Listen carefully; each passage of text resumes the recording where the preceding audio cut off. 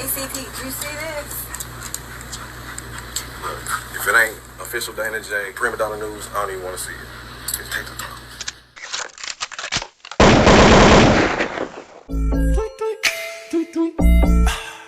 Get the bag. Get the bag. Y'all niggas know what it is. You know we get the bag. Get the bag.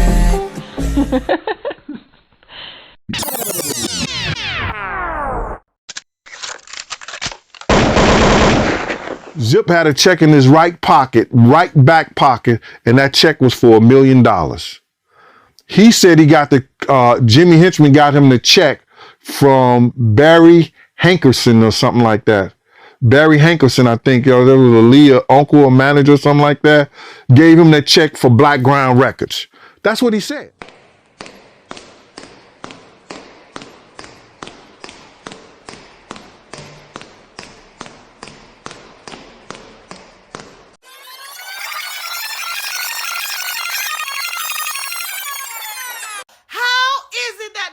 Manager, Ray J manager, and Blueface's manager, first of all, is on the internet screaming, free R. Kelly. They say, he got women out here talking about they put fingers in his. You got a woman talking about she put fingers in your. Already got something in common. The only difference is you married to the police. Don't you find it odd that the person who practically built their platform off of R. Kelly's surviving stories don't want to take part in this action going on with Diddy, considering 50 Cent has offered to take on the torch?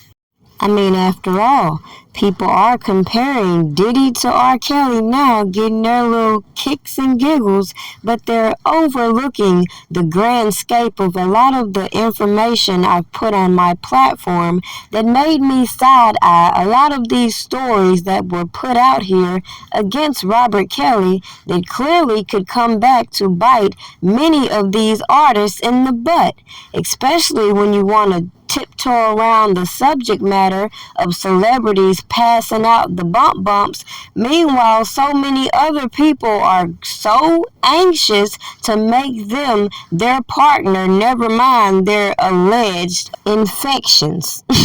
But even putting that to the side, since people want to compare, don't you find it equally odd that a lot of these Jane Does are public personas that fell in line with these stories that were being put out there and actually gave the blueprint for a lot of these people who claim to be victims of this quote-unquote casting couch, of this quote-unquote trafficking going around between these so-called music execs and other janky-ass individuals. So it doesn't take a genius to see the blueprint that a lot of these people from back in the day have put out here to show they want their just due, and a lot of people are willing to cooperate and enable certain individuals to be thrown under the bus and overlook how it again can come back on even them.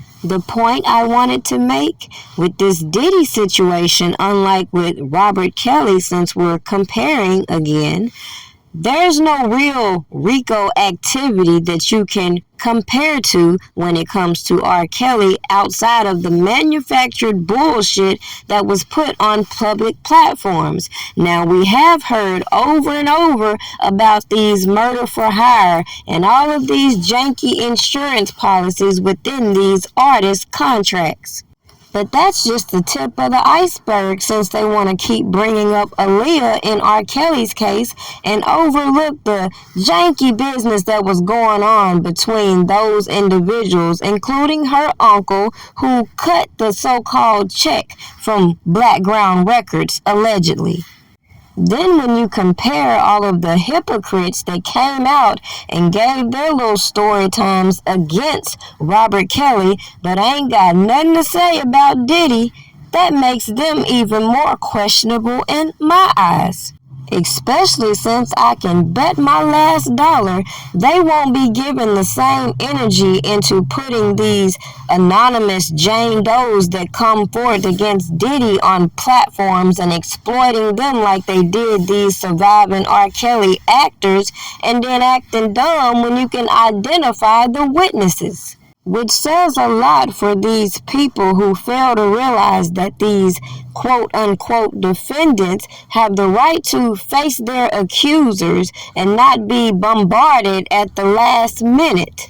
Just like Diddy sitting here now requesting the identity of this alleged 17-year-old in his case. Yet as you can see, as the same with R. Kelly's case, it's the hypocrisy within this so-called black excellence in Hollywood that gets me.